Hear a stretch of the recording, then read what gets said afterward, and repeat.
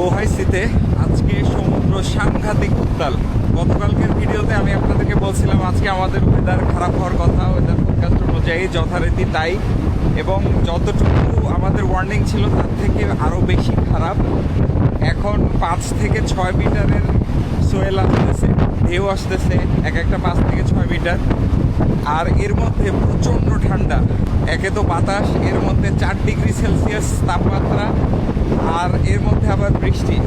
সব মিলিয়ে মানে আবহাওয়া প্রতিকূল হতে যা যা দরকার সব কিছু এখন আছে।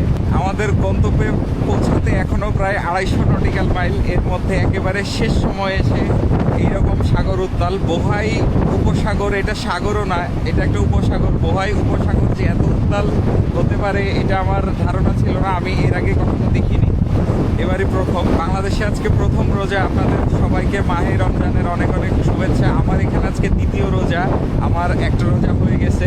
বাই দ্য ওয়ে, আপনারা অবশ্যই আপনাদের ইফতার সামনে রেখে আমাদের জন্য দোয়া করবেন যেন আমরা সমুদ্রে নিরাপদ থাকি সবসময়। ভালো থাকবেন। আল্লাহ হাফেজ। আসসালামু আলাইকুম।